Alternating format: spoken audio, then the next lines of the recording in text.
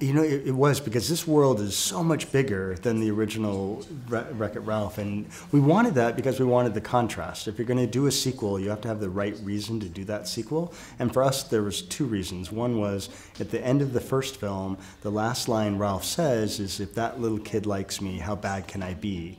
And that felt to us like a really sweet sentiment for the end of that film, but it means Ralph has another journey, because he's still defining himself based on what Vanellope thinks of him. And then we combine that with the idea of taking him to this big, vast, expansive world of the internet, and that got us really excited.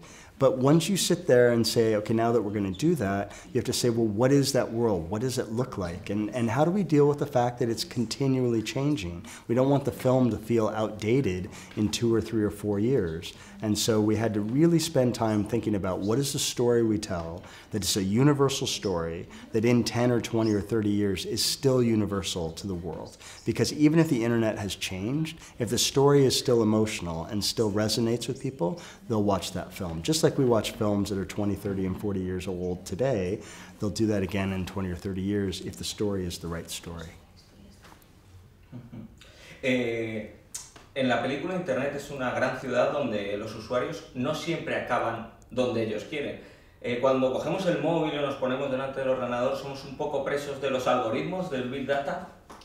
So oftentimes when we use the internet, we end up in places where we didn't think we wanted to get to.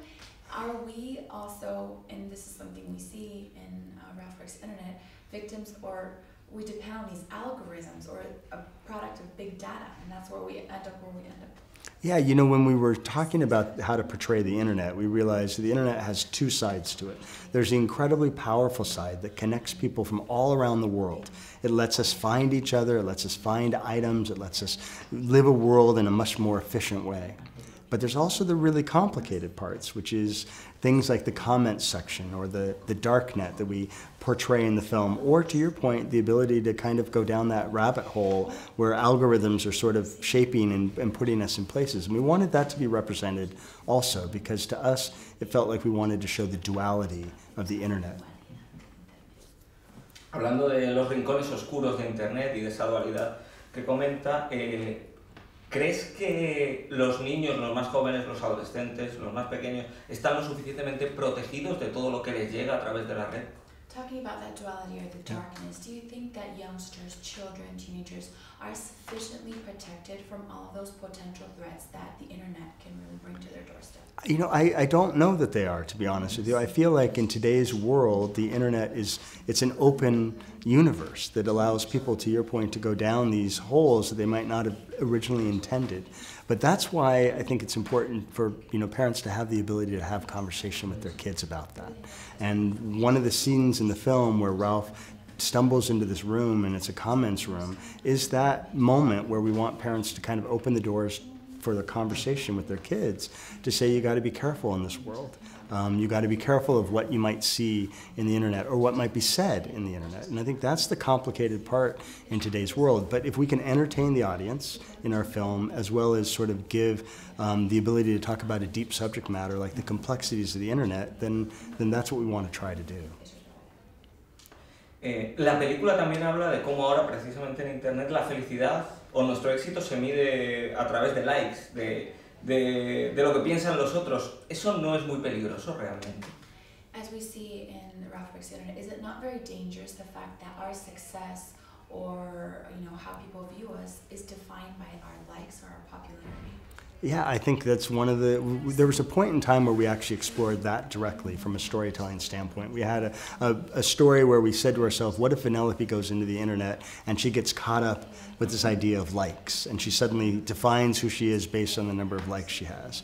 And we said, well, that's not really Vanellope's character. She's a strong female character who probably wouldn't get caught up in that kind of a thing. So the story kept evolving. But that's why I think that room where we see Ralph in there is so critical, because to your point, I think in today's world, people are allowing themselves to be defined by things that are being said through this incredible vehicle of the internet. And that's the complex part of it. On the other side of it, though, there is this amazing thing that happens in the internet, which is people can communicate with each other in a very positive way. And I'll give one example. I am somebody who was evacuated from my home in Malibu, California, and I have no information on my house other than through the internet. That's my one communication vehicle to understand what's happening because I can't get in to see.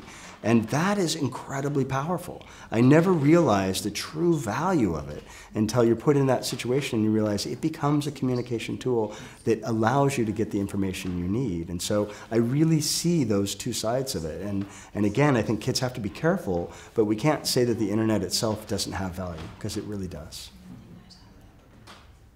Y ahora, para terminar, quería que habláramos un poquito de la escena estrella de la película de las princesas Disney, de esa maravillosa actualización. ¿No crees que se han ganado su propio spin-off, o al menos una serie ahora que Disney va a tener su propio servicio de streaming? So now that Disney has its own streaming, don't you think that, I think it's the star sequence, the princesses, doesn't that merit its own spin-off, or something more should come out of that? Well, we'll see where that eventually leads. You know, it was one of the original ideas pitched on the film.